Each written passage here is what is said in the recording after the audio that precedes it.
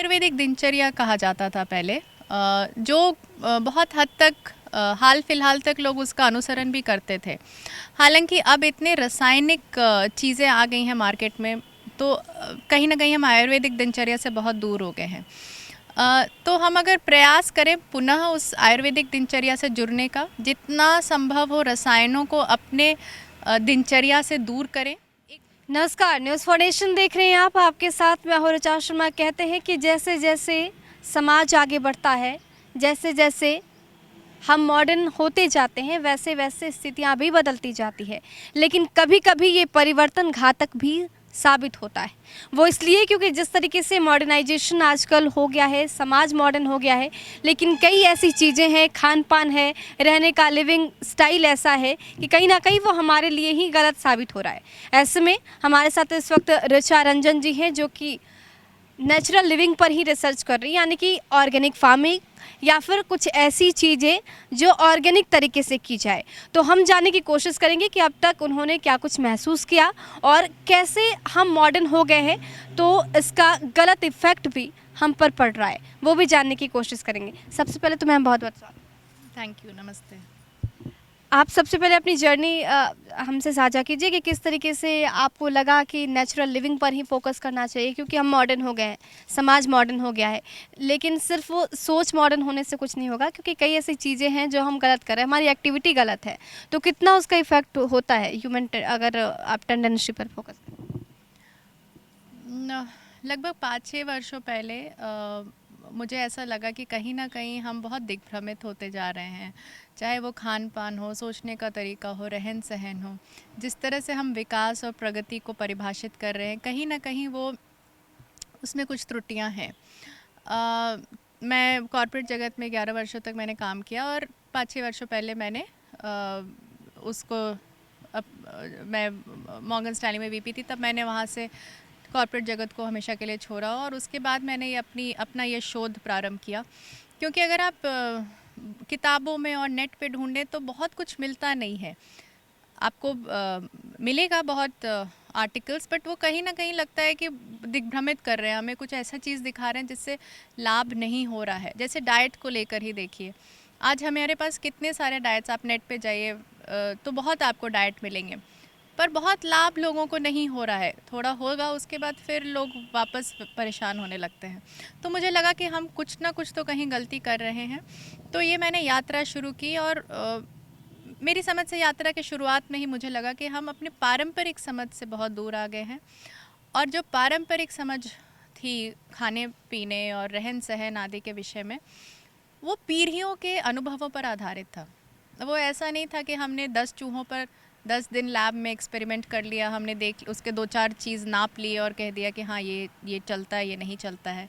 क्योंकि हम अगर 4 चीज़ नापेंगे, हो सकता है 5वां चीज़ उसका ख़राब हो रहा हो। तो जो पीढ़ियों की समझ थी, उससे मैंने जुड़ने का प्रयास किया। 1970-80 के आसपास हमने अपने कृषि को औद्योगिक कर दिया था, और तब से बहुत तीव्र गति से हमारा खान पान रहन सहन बदलता गया। हमने सबको विकास का नाम तो दे दिया, लेकिन जो उसके दुष्परिणाम होने थे वो तो हो ही रहे हैं, और अब दिखाई भी देने लग गए हैं। तो उसके पहले का क्या खान पान था, रहन सहन था, उसके पीछे क्या क्या विज्ञान था, उसको समझने का प्रयास किया। और खुद में भी बदलाव करने का प्रयास किया, परिवार में भी लोगों ने बदलाव किया, समाज में और लोग जुड़ते गए, उन्होंने बदलाव किया, और अब लोगों को लाभ हो रहा है। अगर बात करें सुबह उठने के बाद और रात में सोने के पहले, तो जो हमारी दिनचर्या रहती है, इससे इस बीच में हम कौन कौन सी ऐसी गलतियां कर देते हैं जो हमें नहीं करना चाहिए? बहुत सुंदर प्रश्न है आपका। आयुर्वेदिक दिनचर्या कहा जाता था पहले, जो बहुत हद तक हाल फिलहाल तक लोग उसका अनुसरण भी करते थे। हालांकि अब इतने रासायनिक चीज़ें आ गई हैं मार्केट में, तो कहीं ना कहीं हम आयुर्वेदिक दिनचर्या से बहुत दूर हो गए हैं। तो हम अगर प्रयास करें पुनः उस आयुर्वेदिक दिनचर्या से जुड़ने का, जितना संभव हो रसायनों को अपने दिनचर्या से दूर करें। एकदम से तो नहीं होगा, पर धीरे धीरे हम प्रयास करेंगे तो अवश्य होगा। जैसे आयुर्वेदिक दिनचर्या में एक भाग होता था नस्या, जो नाक में लोग तेल डाला करते थे। आज देखिए, कोरोना में मेरी समझ से आयुष मंत्रालय ने भी नस्या को रेकमेंड किया है। तो ये तो दिनचर्या का भाग होता था। या दंत का मंजन होता था, तो सिर्फ दांतों का नहीं मसूड़ों का भी मंजन होता था। उसमें हल्दी, तेल, नमक, कोयला ये सब से मंजन किया जाता था। नीम का दातुन होता था, बबूल का दातुन होता था, करंज का दातुन होता था। तो ऐसे कई चीज़ें होती थी जो हमें होलिस्टिक हेल्थ देती थी। वो सुनिश्चित करती थी कि हमारा जितना टॉक्सिन इनपुट कम हो और जितना शरीर से टॉक्सिन निकलने में हम उसको मदद कर सके, वो मदद हो। बिल्कुल क्योंकि हम बात कर रहे हैं कि समाज हमारा मॉडर्न हो गया है, लेकिन जिस तरीके से हर प्रोडक्ट में आप केमिकल मिलाए जा रहे हैं, कहीं ना कहीं इसका साइड इफ़ेक्ट भी पड़ रहा है। लेकिन इन सब के साथ आजकल लोग जिम जा रहे हैं, एक्सरसाइज कर रहे हैं, तो क्या वाकई इसका ये करने की ज़रूरत है क्या? अगर हम अपने पूर्वजों ने जो हमें दिया है या फिर हमारा जो पारंपरिक रहन सहन है, अगर उसको हम फॉलो करें तो क्या जिम जाने की ज़रूरत आज पड़ेगी? ये भी बहुत अच्छा प्रश्न है। मेरी समझ से आज जो हमारा एक नज़रिया मेरे ख्याल से बना दिया गया है, बन नहीं गया है, वो कैलोरी को लेकर है। हम जब भी हेल्थ सोचते हैं, हम वेट लॉस सोचते हैं, हम कैलोरी सोचते हैं, हम टॉक्सिन नहीं सोचते हैं। तो होता क्या है कि कैलोरी क्या है? कैलोरी ऊर्जा का माप है।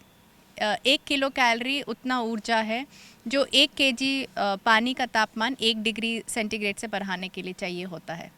तो कहीं से कैलोरी ये नहीं बताता है कि वो भोजन हमारे लिए अनुकूल है या प्रतिकूल, क्योंकि आप कोई भी चीज़ जलाइएगा पानी का तापमान बढ़ेगा। तो हर चीज़ में कैलोरी है।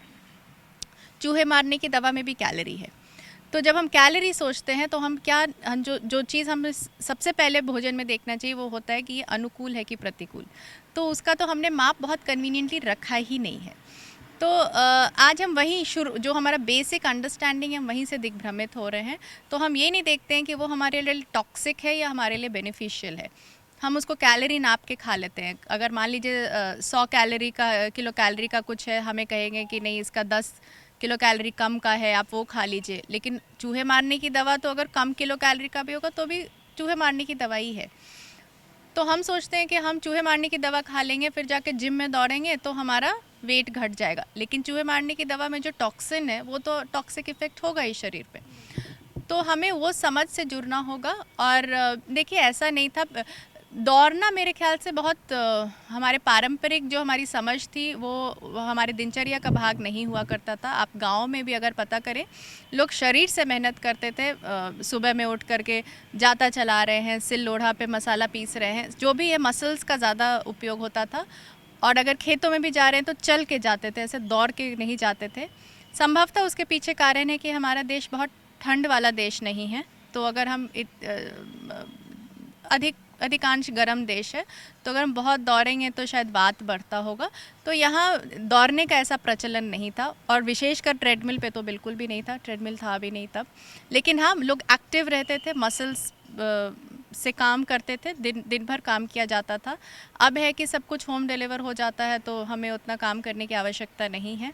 तो हम हमारी एक सोच हो गई है कि हम ट्रेडमिल पे दौड़ेंगे तो हमारा वज़न घट जाएगा या जो भी। लेकिन हम ये नहीं समझ पा रहे हैं कि वज़न तो शायद टॉक्सिन से हो रहा है, और वो जो टॉक्सिक फूड है वो हमें समझने में हम असमर्थ हो जाते हैं कि हमारा पेट भरा कि नहीं, तो हम उसको बहुत अधिक मात्रा में भी खा लेते हैं।